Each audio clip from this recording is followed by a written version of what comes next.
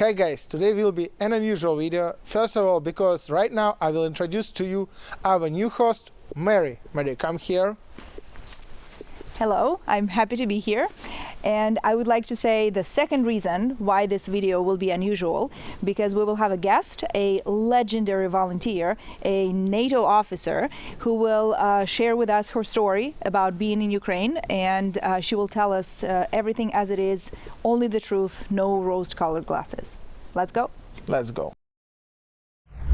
Meet our battle medic with the call sign Kiki Mora, but to her friends she is simply Kiki. This charming girl has an impressive list of achievements.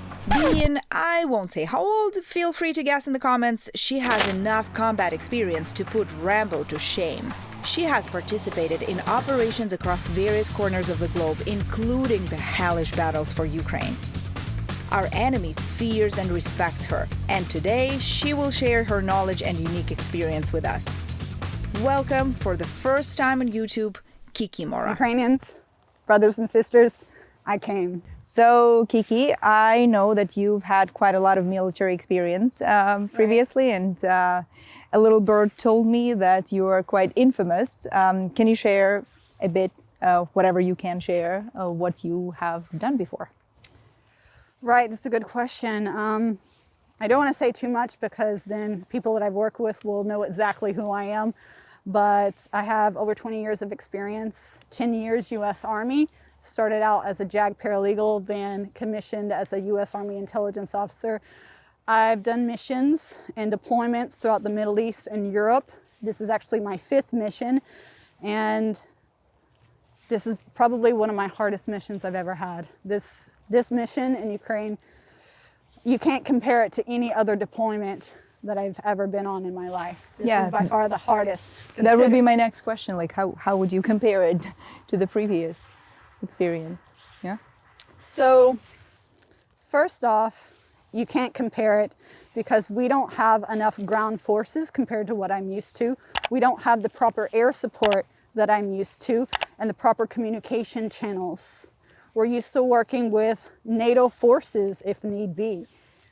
Right now, we're pretty much alone out here. That's one of the hugest factors.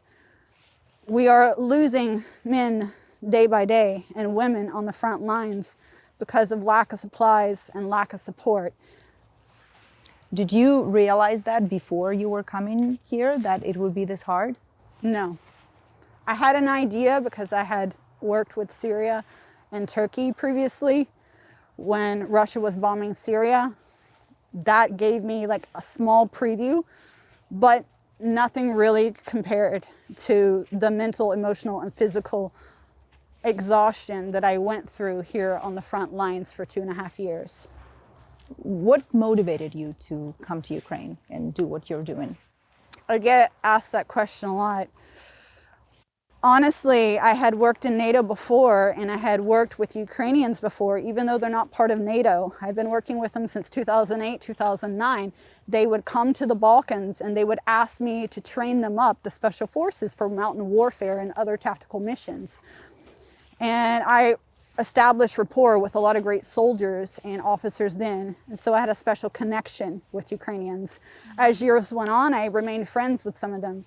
And when the invasion happened, a friend reached out saying, Kiki, we need you. We need professionals. Get weapons. Let's go. It's time to rock and roll. And you know what? Ukrainians, brothers and sisters, I came. Thank you. I call you Kiki, right? But your full call sign is Kiki Mora, right? Can you tell a bit more about it? Is that the Kiki Mora that I'm thinking of?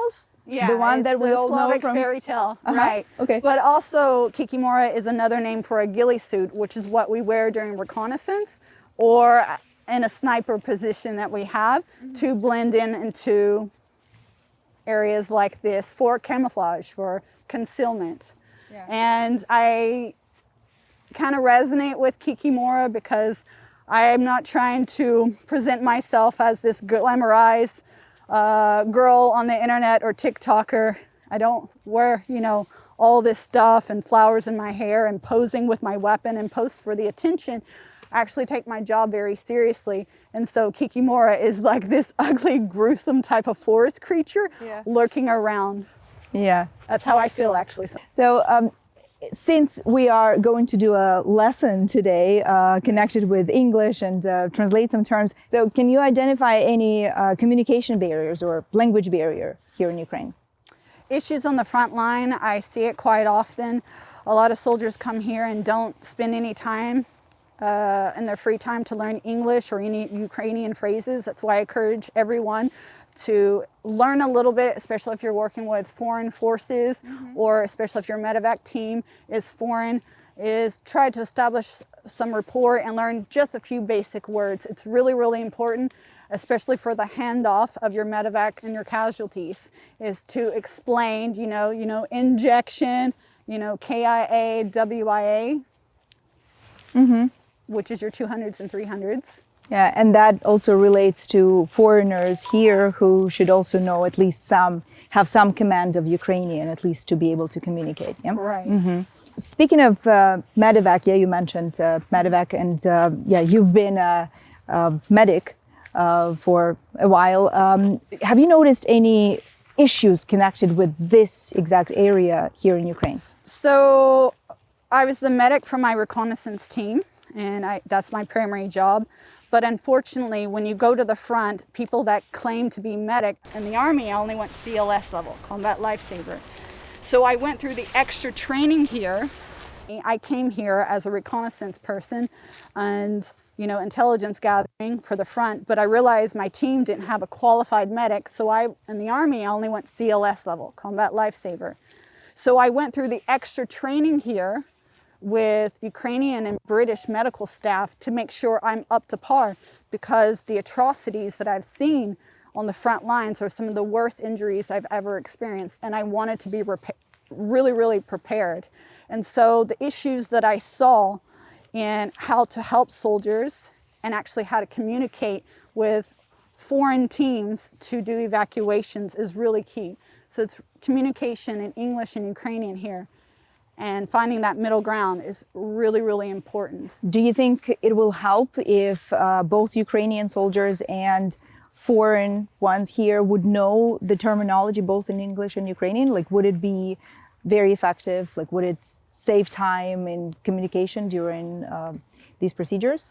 Absolutely. Learning the basic radio communication, learning the basic call signs of other soldiers and directions, and learning how to communicate on the radio, and even just using your hands to be effective. Don't be afraid to say the word wrong, as long as the person does maybe the body language for an injury, especially for a casualty on the front, is do your best to communicate. Don't be afraid, but be patient. Don't be aggressive when trying to communicate with each other. Have you noticed if soldiers here in Ukraine are lacking any important items? That's a great question. One of the biggest errors that I see with foreign and Ukrainian soldiers here is that their IFACs are not completely filled with the basic essentials, or they don't even have an IFAC. I really encourage, before anybody pushes to the front lines, make sure that every soldier is carrying a filled IFAC. And that means having to go through each IFAC and double check each item. It's really, really important. Not just one tourniquet, but if you can get 2 tourniquets, each tourniquet is so valuable.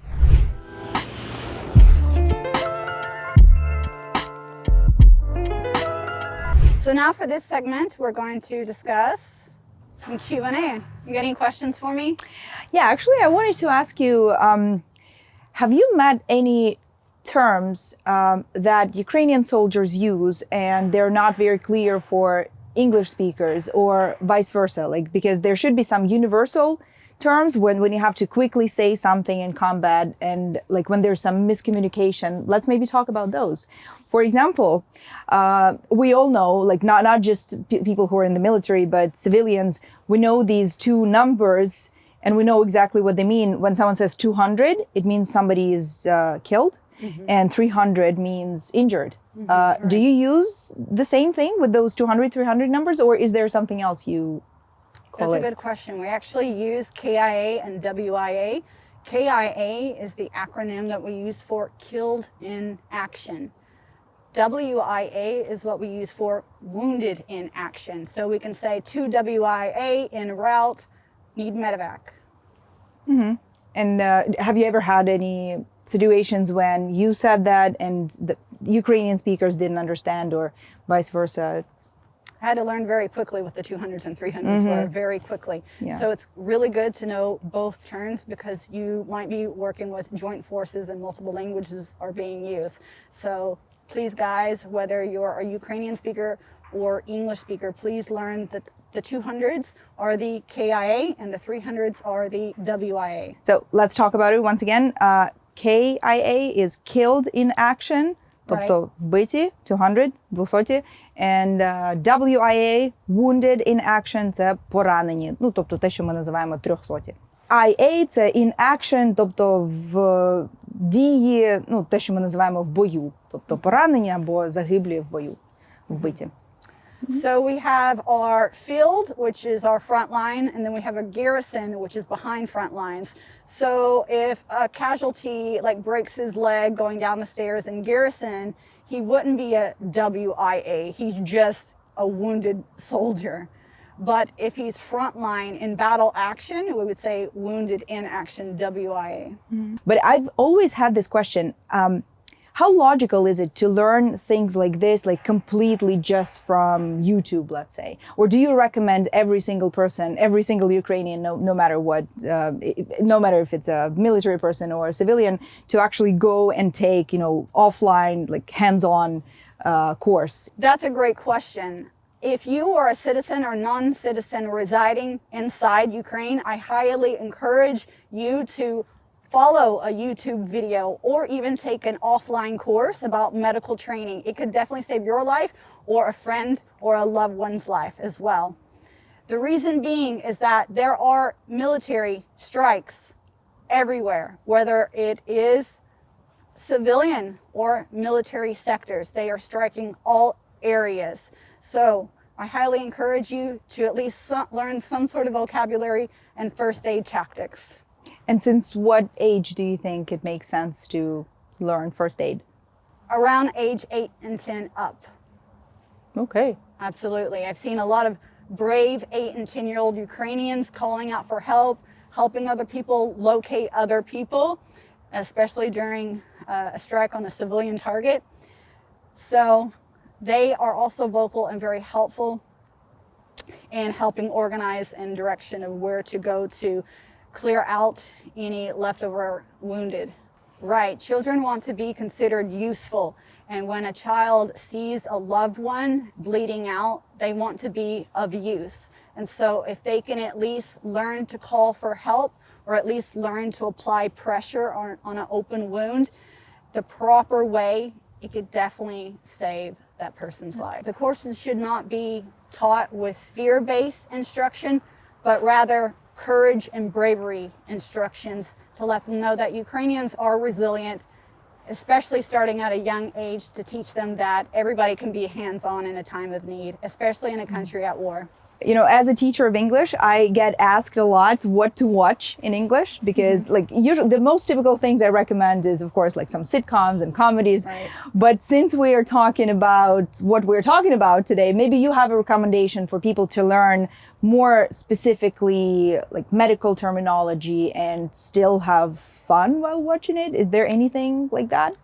Well, since I'm kind of old school and I was actually a teenager in the 90s, growing up, I used to watch this show called MASH, and it's a sitcom about a medical staff stationed in Korea. It has comedy, tactical medicine terms, but it also talks a lot about the mental health of soldiers and how to help each other out on the front lines and dealing with very difficult situations with loss of friends. Okay, well, thank you. Yeah, let us know in the comments if you have watched this TV show and if you can also recommend it and if it was fun. Did it motivate you to choose the line of work you have chosen? I love MASH. It was awesome. Yeah. However, when I joined up, it was nothing like that whatsoever. Wish I could take back that contract, but 20 years later, here I am, still participating in wars. So we learned a lot today, and you've Right. taught us so much. So just to wrap it up, just as a final message, could you tell your top 3 tips to people here in Ukraine, to soldiers in Ukraine? What are the 3 tips from Kiki to soldiers in Ukraine? All right, so Kikimora's top 3 tips are: number 1, make sure before going out on any mission that you have all the necessary items in your IFAC, and if you have a chance to double check your team's IFACs, make sure that they've got enough items in there. Don't let your soldiers go out. I see a lot of soldiers just like, oh, it'll be fine. They go out on the front line, they don't have enough tourniquets on them. 2, definitely know your team's identification, as in their call signs, their blood type, their identifications of tattoos, and any allergies. It's really, really helpful.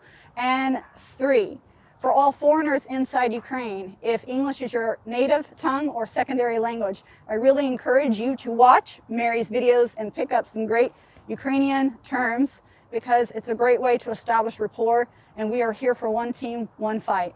Thank you for watching. Please don't forget to like, share, and subscribe. Thanks for watching. Bye.